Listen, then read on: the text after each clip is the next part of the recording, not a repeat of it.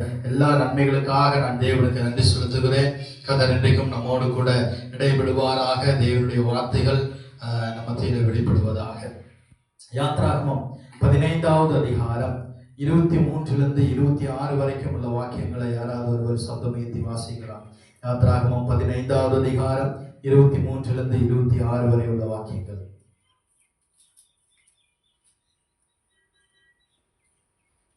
அவர்கள் மாராவிடம் வந்தபோது மாராவின் தண்ணீர் கசப்பாய் இருந்ததினால் அதை குடிக்க அவர்களுக்கு கூடாதிருந்தது. அதனால் அவ்விடத்துக்கு மாரா என்று பெயரிடப்பட்டது. அப்பொழுது ஜனங்கள் மோசேக்கு விரோதமாய் முறுமுறுத்து எண்ணத்தை குடிப்போம் என்றார்கள். மோசே கர்த்தரை நோக்கி கூப்பிட்டான். அப்பொழுது கர்த்தர் மோசேக்கு ஒரு மரத்தை காண்பித்தார். அதை அவன் தண்ணீரை போட்டவுடனே அது மதுரமான தண்ணீராயிற்று.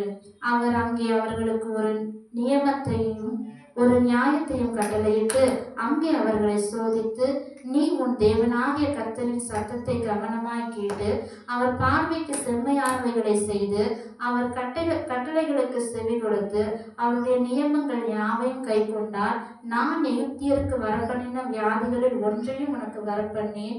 நானே உன் பரிகாரியாகிய கர்த்தர் என்றார்.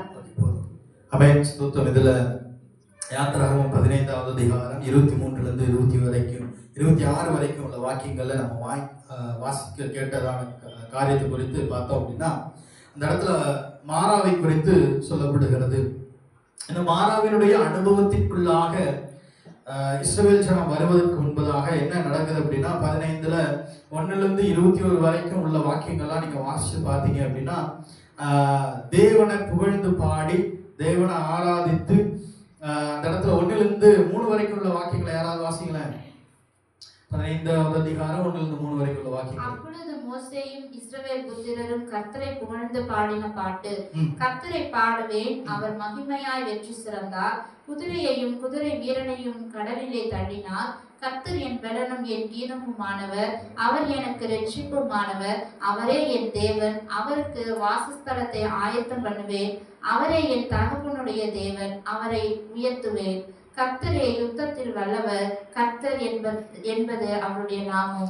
அப்படின்ட்டு இந்த 21வது வசனம் வரைக்கும் தேவனை உயர்த்தி பாடலும் துதியும் ஆராதனையும் செய்து கொண்டு வந்ததான இந்த ஜனம் மாராவிற்குள்ள வருகிற பொழுது தேவன் இதுவரைக்கும் செய்ததான அநேகமான நன்மைகளை இதுவரைக்கும் இப்பதான் பாட்டு பாடிட்டு துதிச்சுட்டு ஆராதிச்சுட்டு வராங்க. ஆனா மாராவுக்குள்ள என்ட்ரி ஆன உடனே சோதனைக்குட்படுத்தப்படுகிறவர்களாய் காணப்படுறாங்க. இதை 22வது வசனத்தை வாசித்தோம் அப்படின்னா, பின்பு மோசே இஸ்ரவேல் ஜனங்களை சிவந்த சமுத்திரத்திலிருந்து பிரயாணப்படுத்தினான். அவர்கள் சூர் வனாந்தரத்திற்கு புறப்பட்டு போய் 3 நாள் வனாந்தரத்தில் தண்ணீர் கிடையாமல் நடந்தார்கள் அப்படின்னு சொல்லப்படுகிறது. அப்ப இதுவரைக்கும் ஒரு பாடல் ஆகட்டும், துதியாகட்டும், ஆராதனையாகட்டும், இல்ல அடிமைத்தனத்திலிருந்து விடுதலை ஆகட்டும், செங்கடல்ல இருந்து கர்த்தர் அவர்களை தாண்ட செய்ததாகட்டும், இதெல்லாம் நடந்ததுக்கு அப்புறமும் இந்த சூர் வனாந்தரத்தினுடைய அனுபவத்திற்குள்ளாக கர்த்தர் வழி நடத்துகிற பொழுது தண்ணீர் இல்லாததுனால ஒருவேளை பாடல் பாடுகிற பொழுது, துதிக்கிற பொழுது, ஆராதிக்கிற பொழுது அவன் சில மாற்றம் நடக்கும் அப்படின்னு நம்ம நினைக்கிற பொழுது, ஒரு சோதனையை கர்த்தர் அனுமதிக்கிற பொழுது அந்த இடத்துல இஸ்ரவேல் ஜனங்கள் விழுந்து போனவர்களாய் காணப்பட்டார்கள்.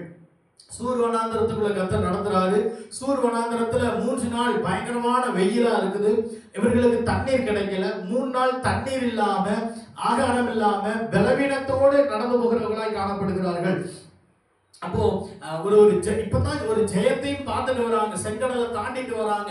ஆனா இப்படி எல்லாம் பண்ணிட்டு வந்ததுக்கு அப்புறம் ஒரு சோதனை வந்த உடனே அவர்கள் இதுவரைக்கும் எதெல்லாம் சொல்லி பாடினார்களோ, இதுவரைக்கும் எதெல்லாம் சொல்லி துதிச்சாங்களோ, இதுவரைக்கும் கர்த்தர் செய்தான நன்மைகளை உயர்த்தி அவரை ஆராதித்தார்களோ, அந்த ஆராதனையை அவர்கள் மறந்து போனவர்களாய் காணப்பட்டார்கள். செங்கடலை தாண்ட செய்த ஆண்டவரை மறந்து போனவர்களாய் காணப்பட்டார்கள். அப்படி ஒரு ஜெயத்திற்கு பின்பதாக ஒரு சோதனை வருகிற பொழுது அவர்கள் இதுவரைக்கும் உயர்த்தினதான அந்த நாமத்தை மறந்தவர்களாய் காணப்பட்டார்கள். ஆனா அதுல வாசிக்கிற பொழுது 23வது வசனத்துல வாசிக்கிற பொழுது, அவர்கள் மாராவிலே வந்தபோது மாராவின் தண்ணீர் கசப்பாய் இருந்தது அப்படின்னு சொல்லப்படுகிறது. அப்ப இந்த சூர் வனாந்தரத்துக்கு அப்புறமா அவங்க ஒரு மாராவுக்குள்ள என்ட்ரி ஆகுறாங்க, மாறாங்கிற ஒரு இடத்துக்குள்ள என்ட்ரி ஆகுறாங்க. அந்த இடத்துல தண்ணீரை பார்த்த உடனே அவங்களுக்கு சந்தோஷம். பரவாயில்ல, இந்த 3 நாள் பிரயாணப்பட்டு தண்ணீர் இல்லாம வந்தோம், ஆனா இங்க தண்ணீர் இருக்குது அப்படின்னு சொல்லி அந்த மாறாவில வந்துட்டு அந்த மாறாவினுடைய தண்ணீரை குடிச்சு பார்க்கலான்னு குடிக்கிறப்ப அது என்னவா இருக்குது? கசப்பா இருக்கிறது.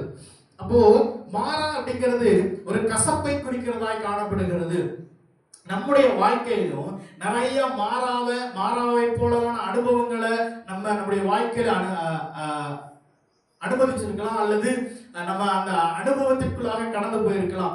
மாறா அப்படிங்கிறது ஒரு ஜபத்திற்கு பதில் கிடைக்காத நேரங்களாய் காணப்படலாம், அல்லது ஏமாற்றங்களாய் காணப்படலாம், பலவீனமாய் காணப்படலாம், அல்லது சோர்வுகளாய் காணப்படலாம், அல்லது தொடர்ந்து வருகிற பிரச்சனைகளாய் காணப்படலாம். இப்படி அநேகமான மாறாவை குறித்து நம்ம இன்றைக்கும் கூட அந்த மாறாவோடு கூட, அந்த மாறாவினுடைய வேதனையோடு கூட, அந்த மாறா கொடுத்ததான அந்த கசப்பின் அனுபவத்தோடு கூட இன்னைக்கு நம்ம தேவ சமூகத்தில் வந்தவர்களாய் காணப்படலாம். ஆனால் தேவனோ அந்த மாறாவை மாற்றுகிற தேவனாய் காணப்படுகிறார்.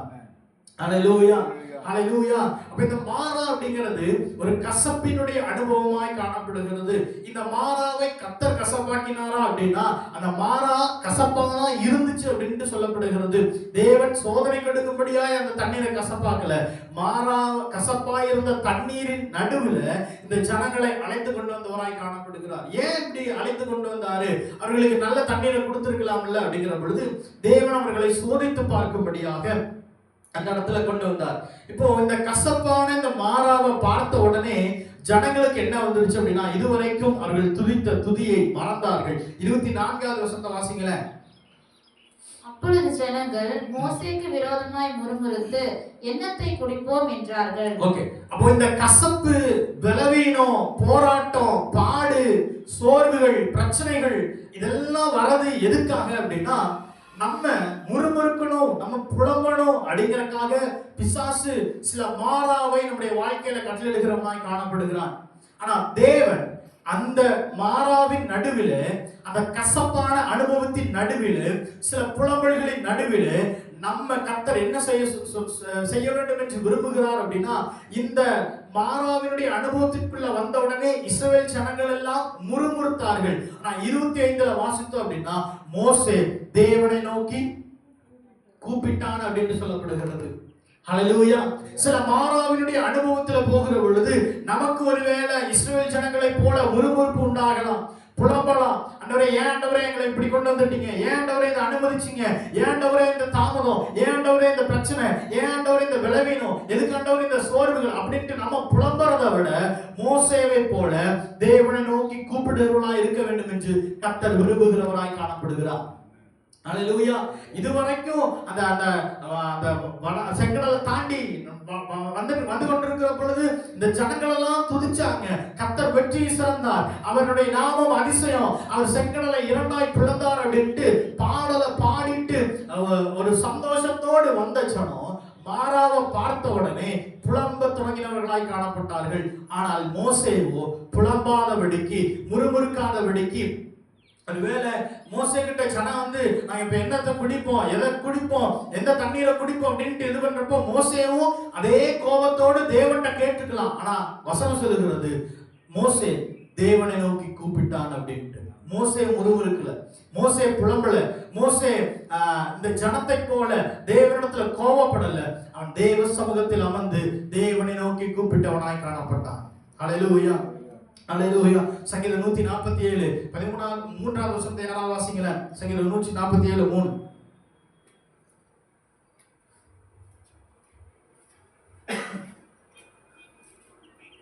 இருதயம் நொறுங்குண்டவர்களை குணமாக்குகிறார், அவர்களுடைய காயங்களை கட்டுகிறார். ஓகே, அப்ப தேவனை நோக்கி கூப்பிடுகிற இருதயம் நொறுங்குண்டவர்களுடைய காயங்களை கர்த்தர் என்ன பண்றாரு?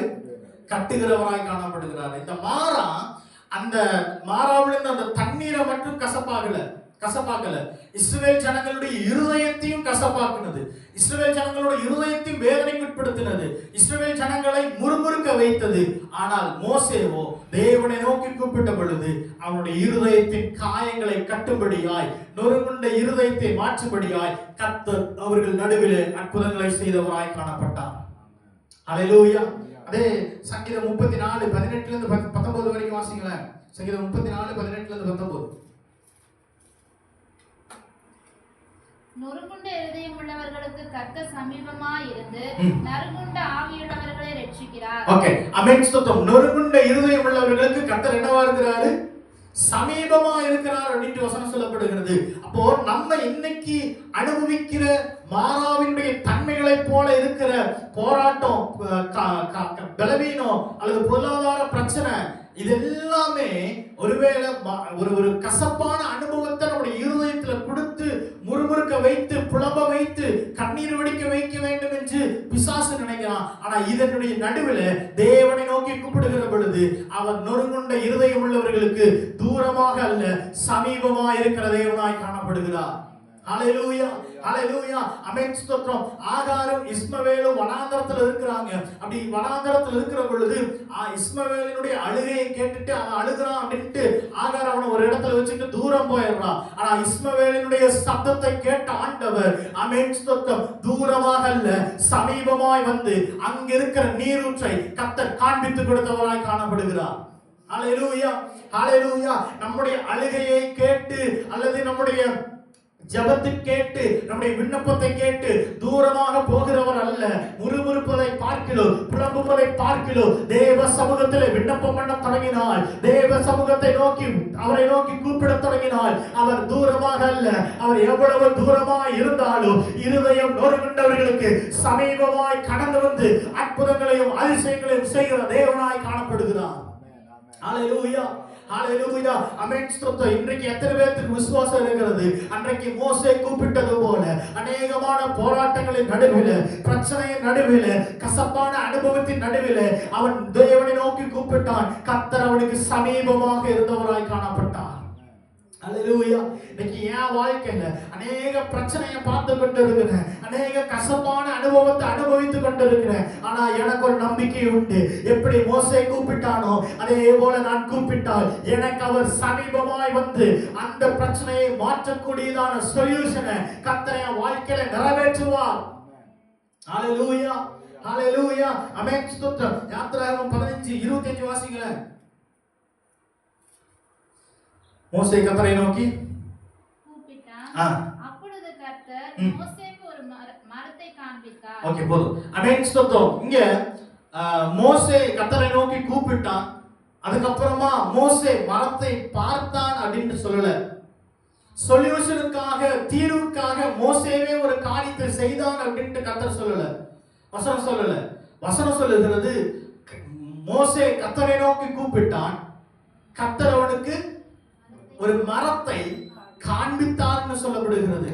இன்னைக்கு நம்ம அநேக பிரச்சனைக்கு தீர்வு காண்பதற்காக நம்ம ஓடிக்கொண்டு இருக்கிறோம். தேவ சமூகத்தில் அமர்ந்தால் போதும் தீர்வுக்கான வழியை கர்த்தர் காண்பிக்கிறவராய் காணப்படுகிறார். ஹalleluya, ஹalleluya. தீர்வை தேடி நம்ம ஓட தேவையில்லை.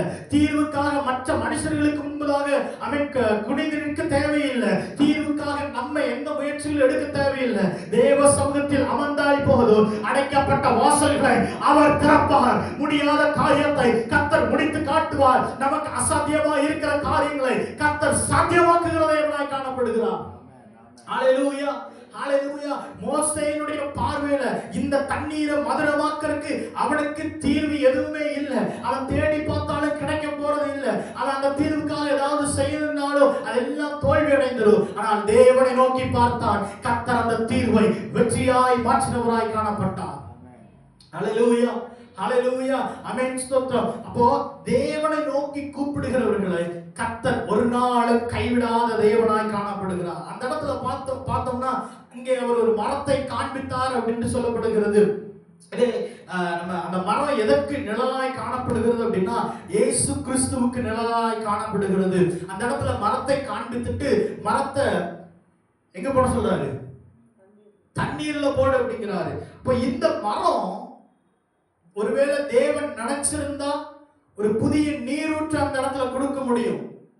வானத்தை பிளந்து காடைகளை கொடுத்தவருக்கு, கற்பாறையை பிளந்து தண்ணீரை கொடுத்தவருக்கு இன்னொரு நீரூற்ற என்ன பண்ண முடியும்? கொடுக்க முடியும். ஆனா அந்த இடத்துல கர்த்தர் ஒரு மரத்தை காண்பித்து அந்த மரத்தை தண்ணிக்குள்ள போடு அப்படிங்கிறாரு. ஒரு கிணற்றுல இல்ல ஒரு குளத்துல தண்ணி ரொம்ப அந்த அந்த தண்ணி பிரயோஜனம் இல்லாத தண்ணியா, கசப்படிக்கிற தண்ணியா இருந்துச்சுன்னா நம்மளாம் என்ன பண்ணுவோம்? அந்த குளத்தை சுத்தம் பண்ணுவோம், தூர்வாருவோம். ஆனா இங்க கர்த்தர் அந்த தண்ணீரை தூர்வாரல, அந்த தண்ணீருக்குள்ள மரத்தை போட சொல்றாரு. அந்த மரம் அந்த தண்ணீரினுடைய கசப்புகளை எல்லாம் தனக்குள்ள எடுத்துக்கொண்டு அந்த மரத்தினுடைய தன்மையான மதுரத்தை தண்ணீருக்குள் வெளிப்பட செய்ததாய் காணப்படுகிறது. ஹல்லேலூயா. மாறா அப்படிங்கிற ஒரு காரியம், ஒரு அனுபவம் நம்ம நினைச்சிட்டு இருக்கிறோம் அது கசப்பான அனுபவம்.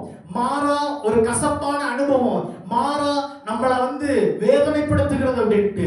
ஆனால் மாறா வேதனை அல்ல, சில வெளிப்பாடுகள் கிடைக்கிற இடமாய் கர்த்தர் மாற்றுகிறார்.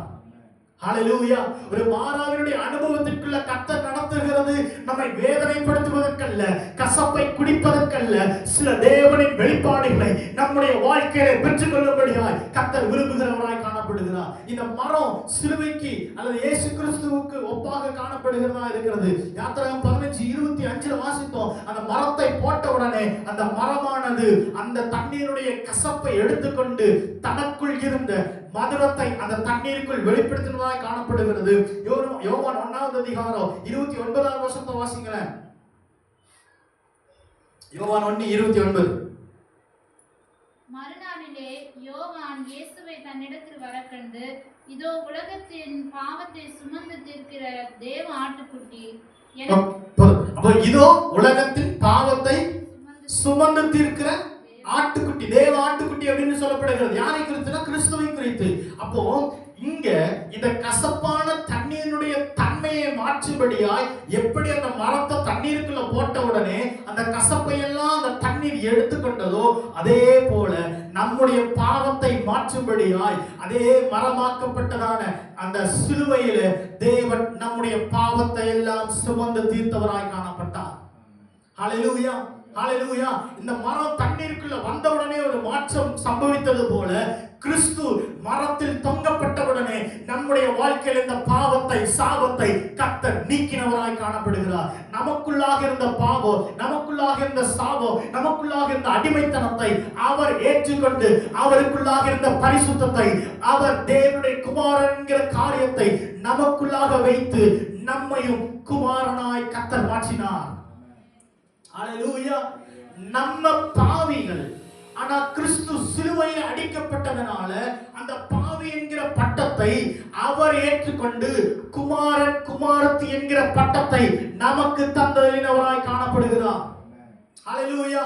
ஹல்லேலூயா. எத்தனை பேருக்கு புரியுது? அந்த தண்ணீருடைய கசப்பு இந்த மரம் எடுத்துக்கிட்டு மரத்தினுடைய தன்மையை, மதுரத்தை இந்த தண்ணீருக்குள்ள கொடுத்தது போல சிலுவையிலே தேவன் பாவத்தை ஏற்றுக்கொண்டு அவர் பாவியாய் மாறினார். அவர் தேவனுடைய புத்திரன் என்கிற பட்டத்தை நமக்கு, அவரை ஏற்றுக்கொண்ட நமக்கு தேவன் தந்ததினவராய் காணப்படுகிறார். ஹல்லேலூயா. ஹல்லேலூயா. அப்ப இந்த மரம் கசப்பை நீக்கினது, சிலுவை நம்முடைய சாபத்தை மாற்றினதாய் காணப்படுகிறது. கலாத்தியர் 3வது அதிகாரம் 13ல வாசிங்களேன். கலாத்தியர் 3:13.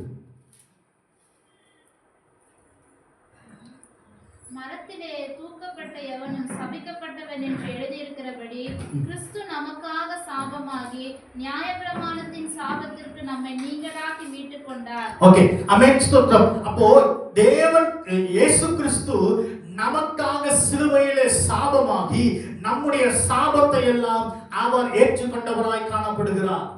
ஹல்லேலூயா. இந்த மாறா ஒரு கசப்பான ஒரு இடம் அப்படின்னா அது பலருடைய பார்வையில எப்பேற்பட்ட இடமா இருக்குது?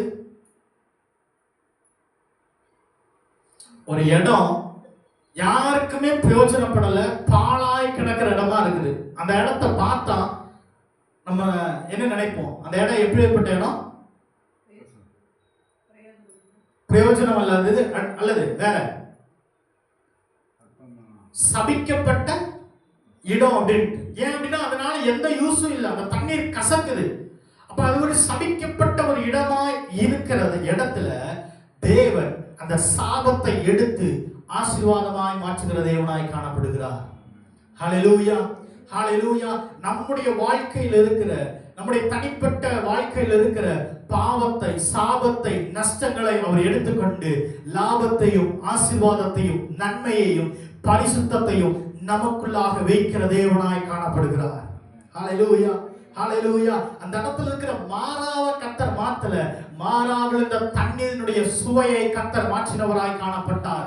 நம்ம தேவன் மாற்றல.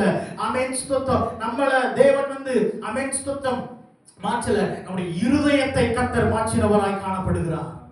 ஹல்லேலூயா. நம்முடைய உள்ளார்ந்த மனிதனை கர்த்தர் மாற்றினவராய் காணப்பட்டார். நமக்குள்ளாக பரிசுத்த ஆவியானவரை தந்து நம்முடைய குணத்தை கர்த்தர் மாற்றுகிறவராய் காணப்படுகிறார். ஆவியின் கனிகளை நம்மிடத்திலிருந்து மற்றவர்களுக்கு வெளியரங்கமாக்குகிறவராய் காணப்படுகிறார். 1 பேதுரு 2வது அதிகாரம் 24 வாசித்தோம் அப்படின்னா, அவர் மரணத்தை, அந்த கசப்பை ருசி பார்த்ததினாலே நம்ம ஆமென், ஸ்தோத்திரம், கசப்பினுடைய அனுபவத்திலிருந்து நம்மை வெளிவர செய்தவராய் காணப்படுகிறார். 1 பேதுரு 2:24. 1 பேதுரு 2:24. நாம் பாவங்களுக்கு செத்து நீதிக்கு பிழைத்திருக்கும்படி அவர்தாமே தமது சரீரத்திலே நம்முடைய பாவங்களை சிலுவையின் மேல் சுமந்தார். அவரை தழும்புகளால் குணமாக்கினார். ஓகே, நாம் பாவத்திற்கு செத்து நீதிக்கு பிழைக்கும்படி அவர்தாமே என்ன பண்றாரு? சிலுவையில சுமந்தார். இப்போ இந்த மாறாவினுடைய தண்ணீரை, கசப்பான தண்ணீரை மாற்றக்கு தூர்வாக வேண்டியது யாரு? இஸ்ரவேல் ஜனம். இப்ப அவங்க உள்ள போய் அந்த கசப்பை மாத்தணும் அப்படின்னா, உள்ள போய் அந்த தண்ணீரை எல்லாம் வாய் இறைச்சி அதுல என்ன கசப்பான தன்மை இருக்குது அப்படிங்கறத மாற்றி புதிய நீரூற்று வர வரைக்கும் என்ன பண்ணணும்? காத்திருக்கணும். இல்ல அப்படின்னா வேற ஒரு நீரூற்றை தோண்டி அதுல தண்ணி வருமா அப்படின்ட்டு அவங்க காத்திருக்கணும்.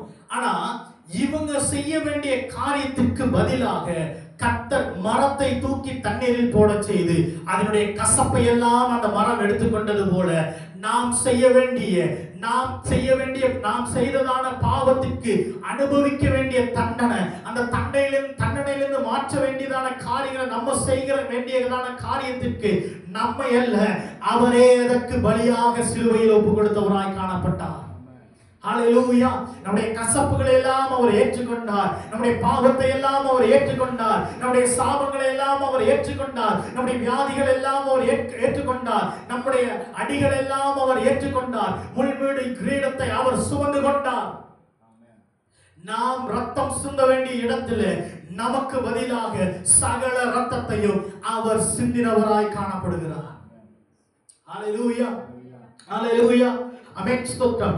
அதனாலதான் ஆமென், ஸ்தோத்திரம், இந்த வார்த்தை மோசே கேட்டதுக்கு அப்புறமா இந்த மரத்தை தூக்கி தண்ணீர்ல போட அப்படின்ன உடனே, ஏண்டவரே அந்த மரத்துல என்ன இருக்குது அப்படின்னு எல்லாம் கேட்கல, அந்த வார்த்தைக்கு கீழ்ப்படிந்தான். சங்கீதம் 119 103 வாசிக்கிற பொழுது அவருடைய வார்த்தை என்னவா இருக்கிறது? சங்கீதம் 119 103.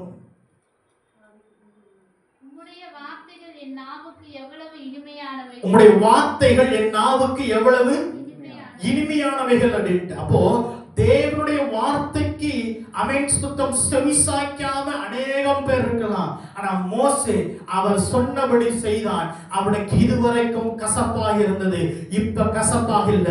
அவருடைய வார்த்தையினாலே சகலமும் மதுரமாய் மாறினது, சகலமும் இனிமையாய் மாறினது. ஹல்லேலூயா, ஹல்லேலூயா. தேவனுடைய வார்த்தைக்கு கீழ்ப்படியாம போகிற பொழுதுதான், தேவனுடைய வார்த்தைக்கு எதிராக செயல்பட்டு முறுமுறுக்கிற பொழுதுதான், புலம்புகிற பொழுதுதான் கசப்பினுடைய அனுபவத்திற்குள்ள போவோம். ஆனா அந்த முறுமுறுக்க வேண்டிய நேரத்துல தேவனை நோக்கி பார்த்து, தேவனுடைய வார்த்தைக்கு செவி சாய்த்து, தேவன் சொன்ன வார்த்தைக்கு கீழ்ப்படிந்து நம்ம செயல்பட தொடங்குகிற பொழுது அவருடைய வார்த்தை நமக்கு கசப்பாய் அல்ல, மதுரமாய் மாறும். ஹல்லேலூயா, ஹல்லேலூயா. ஆமென், ஸ்தோத்திரம். ஆமென். கானாவூர் கல்யாணத்துல ஆமென், ஸ்தோத்திரம், குறைவு ஏற்படுகிறது. அந்த இடத்துல தேவனுடைய வார்த்தைக்கு, கிறிஸ்துவனுடைய வார்த்தைக்கு செவி சாய்த்ததினால குறைவுகளே இல்ல, அவருடைய வார்த்தை அனைவருக்கும் நிறைவாய் மாறினதாய் காணப்பட்டது. அவர்கள் அனுபவிக்க வேண்டிய குறைகளை, அவர்கள் அனுபவிக்க வேண்டியதான ஆமென், ஸ்தோத்திரம், திராட்சரசம் இல்லைங்கிற அந்த ஒரு காரியத்தை, அவர்கள் அனுபவிக்க வேண்டியதான அவமானத்தை கர்த்தருடைய வார்த்தை மாற்றி நிறைவாய் அவர்களுடைய வாழ்க்கையை மாற்றினதாய் காணப்படுகிறது. ஹல்லேலூயா, ஹல்லேலூயா. ஆமென், ஸ்தோத்திரம். 2 கொரிந்தியர் 5வது அதிகாரம் 17 வாசிக்கிற பொழுது, ஒருவன் கிறிஸ்துவுக்குள் இருந்தால் அவன் புது சிருஷ்டியா இருக்கிறான் அப்படின்னு சொல்லப்படுகிறது. இதுவரைக்கும் தண்ணீருக்குள்ள அந்த மரம் இல்லை, அதனால கசப்பா இருந்துச்சு. ஆனா இப்போ அந்த மரத்துக்குள்ள அந்த தண்ணீருக்குள்ள மரம் வந்ததுனால அந்த தண்ணீர் பழைய தன்மையில் அல்ல, பழைய கசப்பில் அல்ல, பழைய பாவத்தில் அல்ல, கர்த்தர் அதை பரிசுத்தமாய் மாற்றி அவன் மதுரமாக்க செய்தது போல நாம் கிறிஸ்துவுக்குள் இருப்போமானால், கிறிஸ்து நமக்குள் இருப்பாரானால், பழைய பாவம் அல்ல, பழைய சாபம் அல்ல, பழைய பலவீனம் அல்ல, பழைய போராட்டம் அல்ல, கர்த்தர் நம்மை புது சிருஷ்டியாய் மாற்றி நம்முடைய வாழ்க்கையை அநேகருக்கு பிரயோஜனப்படுகிற மதுரமுள்ள வாழ்க்கையாய் கர்த்தர் மாற்ற வல்லவராய் காணப்படுகிறார். ஹல்லேலூயா, ஹல்லேலூயா. இந்த மரம் வர வரைக்கும் தான் கசப்பு, இந்த மரம் வர வரைக்கும் தான் வேதனை, இந்த மரம் உள்ள வர வரைக்கும் தான் முறுமுறுப்பு. ஆனா மரத்தை உள்ள தூக்கி அந்த தண்ணீருக்குள்ள போட்டதுக்கு அப்புறம் முறுமுறுப்பு இல்ல, வேதனை இல்ல, கசப்பு இல்ல. அதே போல கிறிஸ்து நமக்காக அடிக்கப்பட்டவரை நாம் ஏற்றுக்கொண்டு அவரை நம்முடைய இருதயத்துக்குள் ஏற்றுக்கொண்டால், அவர் நம்முடைய இருதயத்துக்குள் வாசம் பண்ணினால் பழைய பாவங்கள் இல்ல, பழைய சாபங்கள் இல்ல, முன்னோர் தலைமுறைகளுடைய சாபங்கள் நம்மை தொடராதபடிக்கு நம்முடைய வாழ்க்கையை கர்த்தர் மதுரமாக்க வல்லவர். ஹல்லேலூயா, ஹல்லேலூயா. எத்தனை பேர் அதை விசுவாசிக்கிறீங்க? எத்தனை பேர் அதை நம்புறீங்க?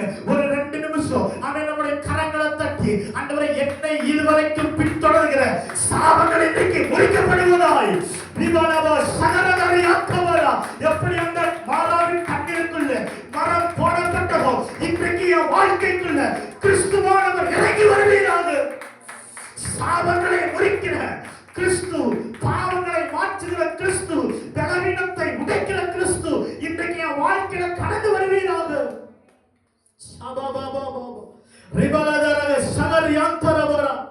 இயேசு கிறிஸ்து கடந்து வருகிற பொழுது சில மாற்றங்கள் நம்முடைய வாழ்க்கையில, நம்முடைய குடும்பத்துல, நம்ம இருக்கிற பட்டணங்கள்ல கர்த்தர் நிறைவேற்றி முடிப்பார். ஹல்லேலூயா, ஹல்லேலூயா. ஒருவன் கிறிஸ்துவுக்குள் இருந்தால் அவன் புது சிருஷ்டியா இருக்கிறான். அந்த மரம் தண்ணீருக்குள்ள போடப்பட்ட உடனே இதுவரைக்கும் அந்த தண்ணீரினுடைய சாபத்தை அந்த மரம் முறித்ததாய் காணப்பட்டது. ஹல்லேலூயா. ஒருவேளை அநேகர் இஸ்ரவேல் ஜனமே இந்த தண்ணியே இப்படி இருக்கிறது, ஒருவேளை சாபத்தினால இந்த தண்ணீர் கசப்பாயிருச்சோன்னு நினைக்கலாம். ஹல்லேலூயா. ஆனா இந்த மரம் சாபத்தை முறிக்கிற மரமாய் மாறினது, கசப்பை மாற்றுகிற மரமாய் மாறினது.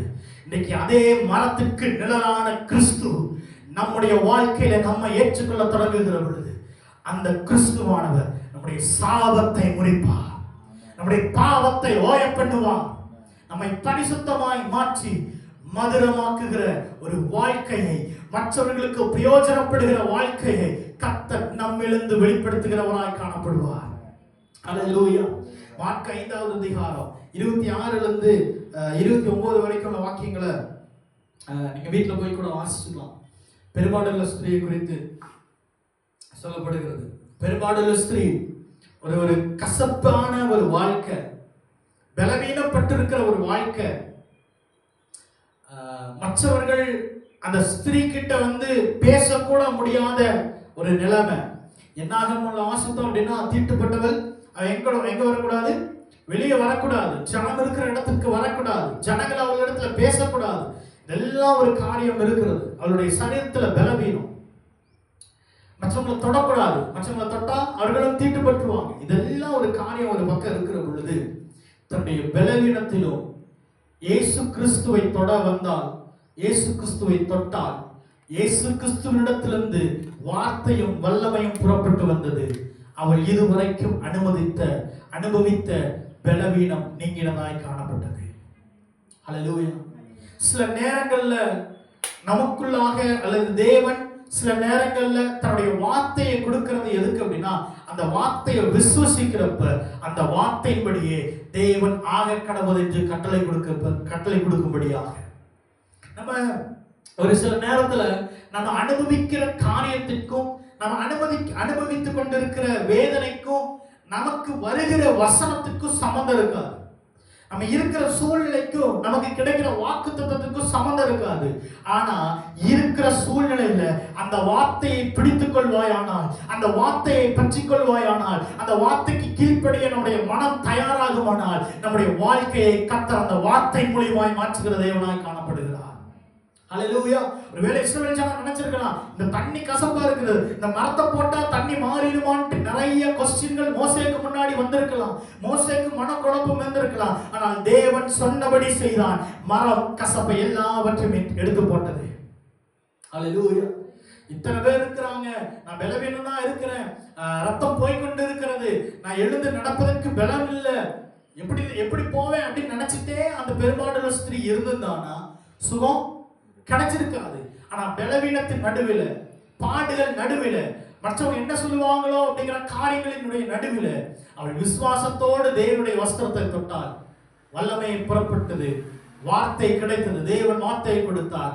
அவள் வந்த வண்ணமாய் அல்ல, திரும்ப போகிற பொழுது அந்த பலவீனம் 12 வருஷமாய் அவள் அனுபவித்துக் கொண்டிருந்த பலவீனம் அவளை அதுக்கப்புறமாய் பின்தொடராதபடிக்கு சுகமுள்ள வாழ்க்கையை கர்த்தர் அவளுக்கு கட்டளையிட்டவராய் காணப்பட்டார். ஹல்லேலூயா. 12 வருஷம் அனுமதிக்கப்பட்டதான அந்த பலவீனம் அவளிடத்திலிருந்து மாறினதை தான் உணர்ந்து சந்தோஷமாய் கடந்து சென்றவளாய் கர்த்தர் மாற்றினார்.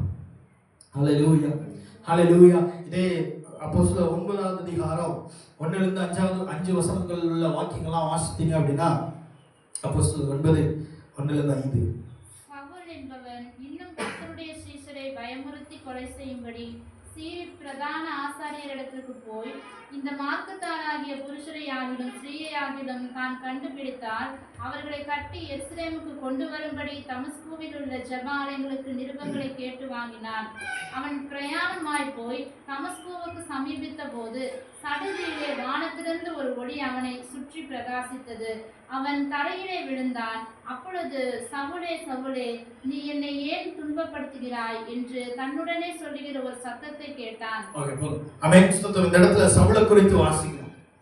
இப்போ கர்த்தர் தண்ணீரை அங்க கசப்ப மாற்றுகிறாரு.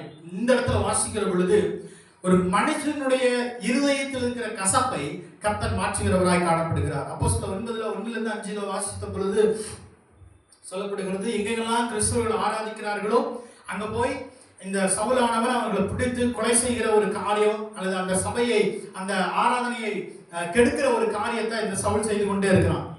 அதுக்கான லெட்டரெல்லாம் ரோம அரசாங்கத்திடத்திலிருந்து பெற்றுக்கொண்டு அவன் போகிறவனாய் காணப்படுகிறான். அப்படி போகிற பொழுது இயேசு கிறிஸ்து அவனிடத்துல பேசினவராய் காணப்பட்டார். சவுலே சவுலே, நீ ஏன் என்னை துன்பப்படுத்துகிறாய் அப்படின்ட்டு. இதே அப்போஸ்தலர் 8வது அதிகாரம் 1ல வாசித்தோம் அப்படின்னா, தேவனுக்காய் செயல்பட்டு கொண்டிருந்த ஸ்தேவானை கொலை செய்வதற்கு சம்மதித்த ஒருவரில் அந்த ஆட்களில் ஒருவனாக இந்த சவுல் காணப்படுகிறான்.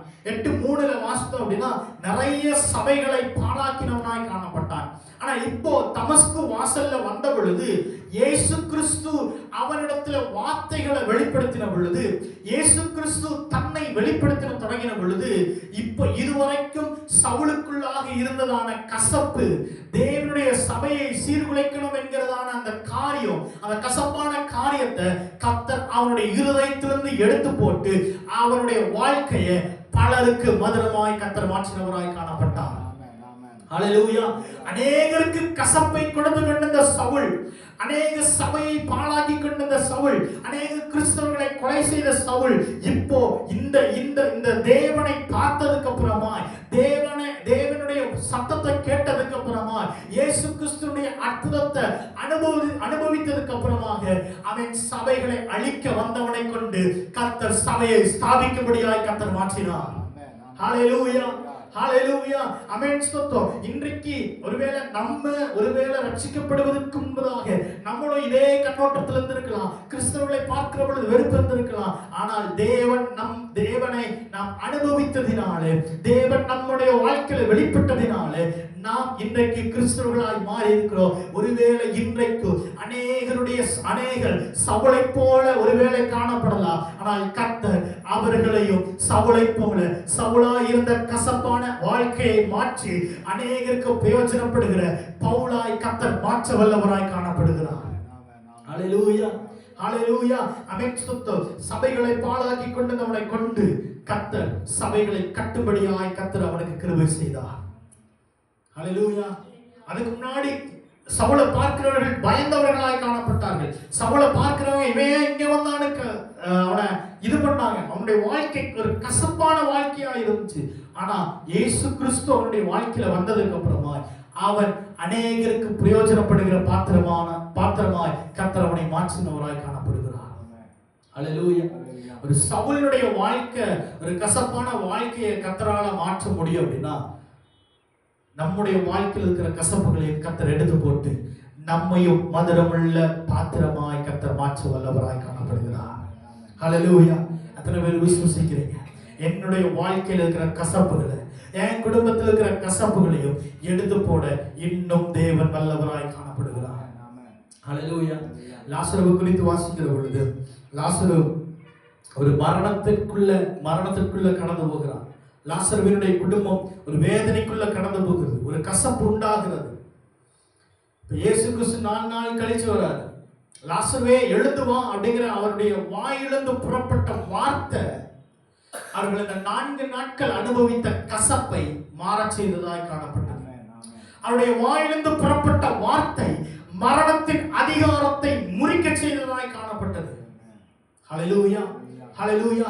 அதே போல இன்றைக்கு பரலோகத்திலிருந்து வருகிற வார்த்தை நம்முடைய சில கட்டுகளை முறித்து, சில நுகங்களை நம்மிடத்திலிருந்து மாற்றி, சில மரணத்தின் கண்ணிகளை தெறிக்க வைத்து நம்மை மதுரமுள்ள வாழ்க்கை வாழும்படியாய் கர்த்தர் கிரியை செய்கிறவராய் காணப்படுகிறார்.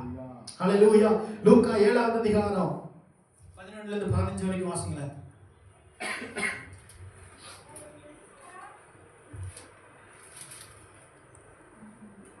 மறுநாளிலே அவர் நாயின் என்னும் ஊருக்கு போனார்.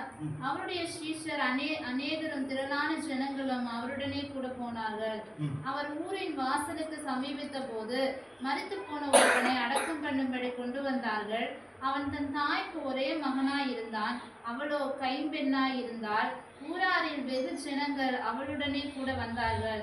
கர்த்தர் அவளை பார்த்து அவள் மேல் மனதுருகி அழாதே என்று சொல்லி கிட்ட வந்து பாடையை தொட்டார். அதை சுமந்தவர்கள் நின்றார்கள். அதுல சொல்லப்படுகிறது, மரணத்திற்கு இருந்ததான ஒரு மரித்து போனவனை கர்த்தர் என்ன பண்றாரு? தொட்டார் அப்படின்னு சொல்லப்படுகிறது. அவனுடைய பாடையை தொட்டார் அப்படின்ட்டு. என்னாகமம் 19:11 வாசிங்களேன். என்னாகமம் 19:11.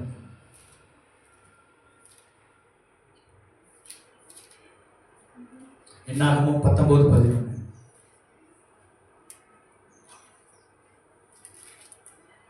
செத்து போனவனுடைய பிரேதத்தை தொட்டவன் 7 நாள் தீட்டுப்பட்டிருப்பான். ஓகே, இப்போ செத்தவனுடைய பிரேதத்தை தொட்டவன் எத்தனை நாள் தீட்டுப்பட்டவனா இருப்பான்?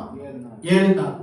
இங்க இயேசு கிறிஸ்து மரித்தவனுடைய என்ன பண்றாரு? பாடையை தொட்டார். இப்ப யாரு தீட்டுப்பட்டிருக்கணும்? இயேசு தீட்டுப்பட்டிருக்கணும். ஆனா இயேசு தீட்டுப்பட்டாரா? இல்ல. ஏன்?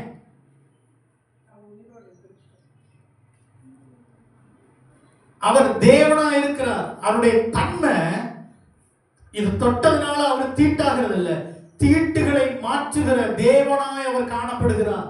இப்ப இந்த மாறாவுக்குள்ள, இந்த கசப்பான தண்ணீருக்குள்ள மரத்தை போட்ட உடனே மரமும் என்னவா இருக்கணும்?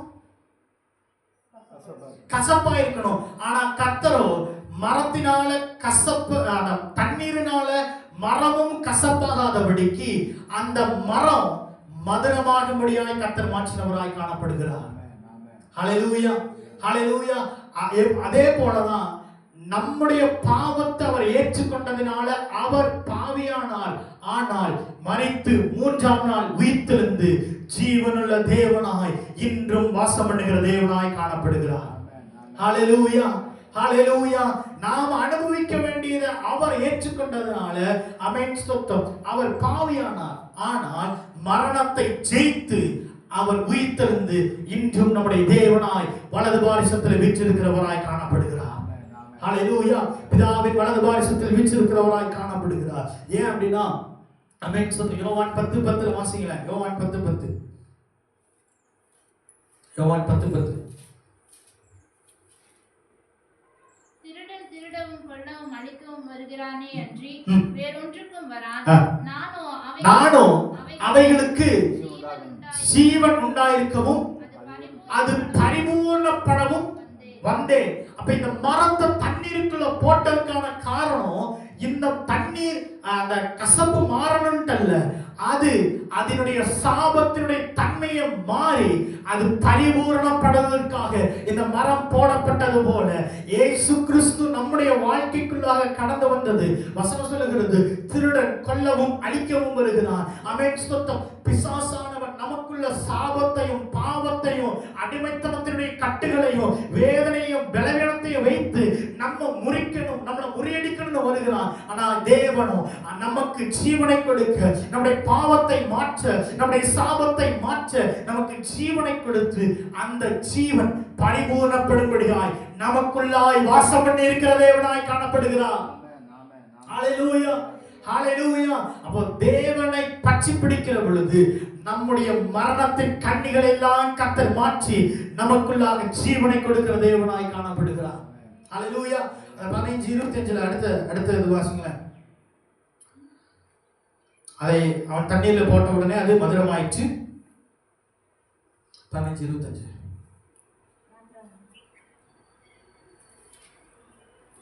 அவர் அங்கே அவர்களுக்கு ஒரு நியமத்தையும் ஒரு நியாயத்தையும் கட்டளையிட்டு அங்கே அவர்களை சோதித்து, நீ உன் தேவனாகிய கர்த்தரின் சத்தத்தை கவனமாய் கேட்டு அவர் பார்வைக்கு செம்மையானவைகளை செய்து அவர் கட்டளைகளை செவி கொடுத்து அவருடைய நியமங்கள் யாவையும் கை கொண்டால் நான் எகிப்தியருக்கு வரப்பண்ணின வியாதிகளில் ஒன்றையும் உனக்கு வரப்பண்ணேன், நானே உன் பரிகாரியாகிய கர்த்தர் என்றார் அப்படின்னு சொல்லப்படுகிறது. இப்போ இந்த மாராவினுடைய அனுபவத்திற்குள்ள கர்த்தர் வர செய்த பொழுது கசப்பு அந்த இடத்துல இருந்துச்சு.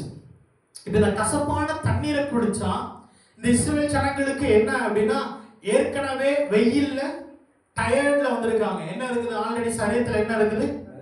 பலவீனம். இப்ப இந்த தண்ணீர், இந்த கசப்பான தண்ணீரை குடிக்கிற பொழுது இன்னும் என்னவாகும்? வியாதி வரும், பலவீனப்பட்டுவோம், இனி நடக்க முடியாது அப்படிங்கிற ஒரு நினைவுலதான் இவங்க இருக்கிறாங்க. ஆனா கர்த்தர் சொல்றாரு, நான் இந்த தண்ணீரை உனக்கு மதுரமாய் மாற்றினதுக்கு அப்புறம் எகிப்தியர் அனுபவித்த வியாதிகளில் ஒன்றையோ நான் உனக்கு வரப்பண்ணேன். காரணம், நானே உனக்கு பரிகாரியாகிய கர்த்தராய் இருக்கிறேன்ங்கிறத கர்த்தர் மாராவில் வெளிப்படுத்தினவராய் காணப்பட்டார். சில மாராவினுடைய அனுபவம் நம்மளை சோர்வடைய செய்வதற்கு அல்ல, நம்மளை பலவீனப்படுத்துவதற்கு அல்ல,